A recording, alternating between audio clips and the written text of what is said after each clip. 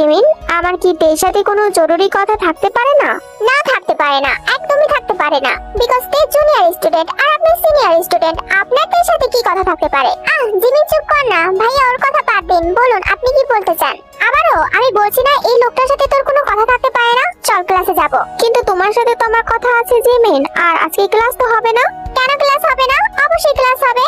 Class হবে, দেখো ওদিকে পুলিশ ডক্টর সবাই এসে জড়ো হয়েছে। জিমিন সেই দিকে একবার তাকায়, তাকিয়ে সুগার দিকে তাকিয়ে ঝটকা দিয়ে বলতে লাগলো, তাতে আপনার কি? আপনিও কি ডিটেকটিভ বানা করবেন নাকি? যান করুন গিয়ে। কথাটা বলেই জিমিন থেকে টানতে টানতে সেখান থেকে নিয়ে আসে। তে তো বারবার বলছিল সুগার কথাটা শুনে যেতে, কিন্তু জিমিন যেন কথাই শুনছিল না। জিমিন থেকে নিয়ে যাচ্ছিল আর এদিকে সুগার এক দৃষ্টিতে জিমিনের দিকেই তাকিয়েছিল। তে পেছন ফিরে তাকিয়ে একবার সুগাকে দেখে নিল। একদম হঠাৎ করেই তে জিমিনকে বলে বসলো, জিমিন আমার মনে হয় কি সুগা ভাইয়া তোকে পছন্দ করে। ফার্স্টে তো তোর কথাই বলছিল। আরে বাদ দে তো আলতু ফালতু লোকের কথা, আমার লোকটাকে মোটেও পছন্দ না। আলতু ফালতু লোক কাকে বলছিস জিমিন? সুগা ভাইয়া তো অনেক ভালো একটা ছেলে। তুই চুপ করবি? আজকে ক্লাস হবে না, চল আজকে ঘুরে টুরে তারপর আমি আমার বাসায় যাব আর তুই তোর বাসায় যাবি। কিন্তু কোথায় ঘুরবি?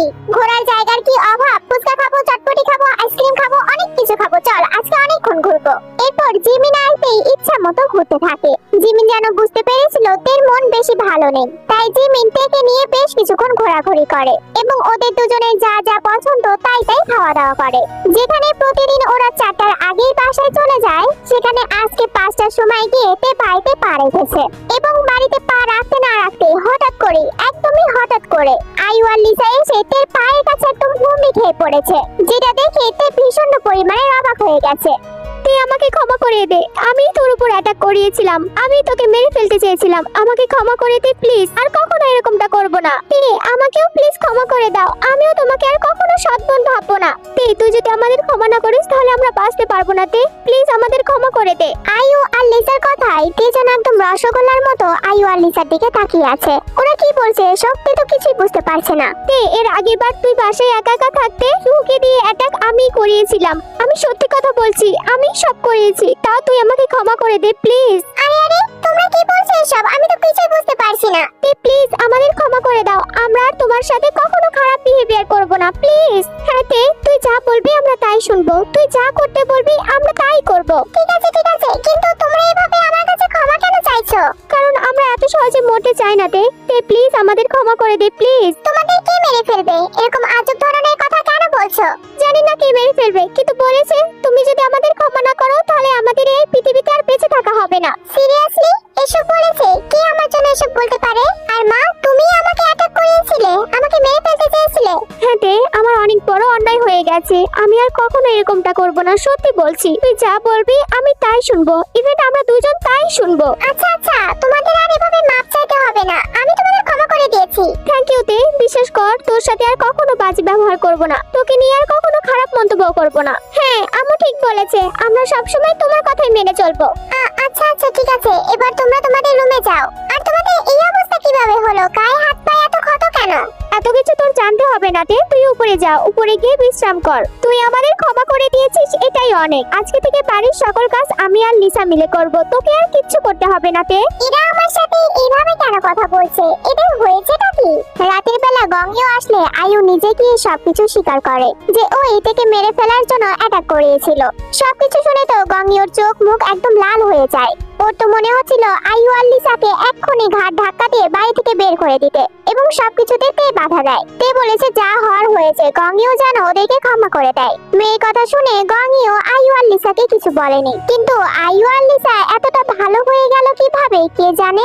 দেখতে দেখতে কেটে গেছে মাঝখানে আরো 3টা দিন, মানে মোট 5 দিন তের সাথে জাঙ্কুকে বিন্দু পরিমাণেরও দেখা হয়নি। তের বিবেক বলছিল তুই জাঙ্কুকের সাথে দেখা করিস না, কিন্তু তের মন যেন মানতেই চাইছিল না, শুধুমাত্র জাঙ্কুকে মিস করছিল তে।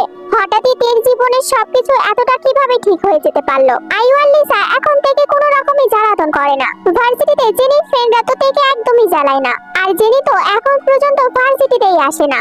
কায়ের মতো বদমাশ একটা ছেলে তের জীবন থেকে চলে গেল। তে জিমিনের মতো এত ভালো একটা বেস্ট ফ্রেন্ড পেল, মাঝখান থেকে কি শুধু তে জাঙ্কুকেই হারিয়ে ফেললো? তে ভেবে ভেবে পায় না ওর জাঙ্কুকের জন্য এত কেন খারাপ লাগছে। মনে হচ্ছে জাঙ্কুকের সাথে একটু দেখা হলে ওর যেন খুব বেশি ভালো লাগবে। তে এইসব আনমনে ভাবতে ভাবতে কখন যে ঘুমিয়ে পড়েছে ওর নিজেরই জানা নেই। তে জানো, মানুষের কিন্তু মৃত্যু অনিবার্য। মানুষের কিন্তু এক না এক সময় মৃত্যুর স্বাদ গ্রহণ করতেই হয়, কিন্তু আমাদের মতো ভ্যাম্পায়ারদের জীবনে কিন্তু মৃত্যু অনিবার্য নয়। আমরা হাজার হাজার বছর বেঁচে থাকতে পারি, কিন্তু জানো তে, তুমি আমাকে পুরোপুরি ভাবে মেরে ফেলেছো। হ্যাঁ, একদম মেরে ফেলেছো। আমি তোমাকে খুব ভালোবাসি, খুব বেশি। কত বছর আগে থেকে ভালোবাসি তা জানি না, কিন্তু আমি তোমাকে হারিয়ে ফেললে যে আমি বাঁচবো না সেটা খুব ভালো করে জানি। তে, তুমি বলেছো আমি যেন তোমার সামনে আর কখনো না যাই, তাই আমিও নিজেকে নিজে প্রমিস করেছি আমি আর তোমার সামনে কখনোই যাব না। তুমি যদি আমাকে অনেক পরিমাণে মিস করো তাও যাব না। কেন? অভিমান আর ভয় কি শুধু তোমারই আছে, আমার নেই? তুমি আমাকে দেখে ভয় পাওতে আর আমি তোমার উপরে অভিমান করেছি। তুমি যদি আমাকে হাজারো নাম ধরে ডাকো না, তবুও আমি তোমার সামনে আসবো না। ওই যে বললাম না তোমার জন্য আমি মরে গেছি। হ্যাঁ তে, তোমার জন্য আমি মরে গেছি। আমি হয়তো আরো হাজার হাজার বছর বেঁচে থাকতে পারতাম, কিন্তু জানো তে, ভ্যাম্পায়াররা না কষ্ট পেলে একদম ছিন্ন বিচ্ছিন্ন হয়ে যায়। ওদের শরীর আগুনে পুড়ে যায়, যেটা তুমি নিজের চোখের সামনেই দেখতে পারছো। আমি তোমাকে ছেড়ে সারা জীবনের মতো চলে যাচ্ছি তে, সারা জীবনের জন্য। আমি তোমার সামনে আর কখনো আসবো না। তুমি খুব ভালো থেকো মায়াবতী। হঠাৎই তে এক ঝটকায় ঘুম থেকে লাফ দিয়ে উঠে বসেছে। তে কি তাহলে এতক্ষণ স্বপ্ন দেখছিল? আমি কি এতক্ষণ স্বপ্ন দেখছিলাম? এটা আবার কেমন ধরনের স্বপ্ন? জাঙ্কুক কি আমাকে সত্যি সত্যি ছেড়ে সারা জীবনের মতো চলে যাচ্ছে? ও কি আমার সাথে আর কখনো দেখা করতে আসবে না? আমি জাস্ট ওকে একটু বলেছিলাম ও যেন আমার সামনে থেকে চলে যায়, তাই এভাবে চলে যেতে পারলো।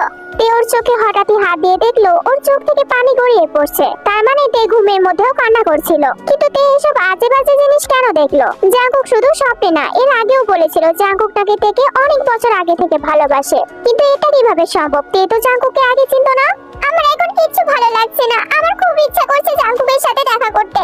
জাঙ্কুক প্লিজ, তুমি যেখানেই থাকো আমার সাথে একবার দেখা করো। আই এম সরি, আমি আর তোমাকে কখনো বলবো না আমার সামনে থেকে তুমি চলে যাও। Jungkook please. স্বপ্নটা যদি সত্যি হয়ে যায় আর জাঙ্কুক যদি সত্যি সত্যি আমাকে ছেড়ে সারা জীবনের মতো চলে যায়, আমি মরেই যাব।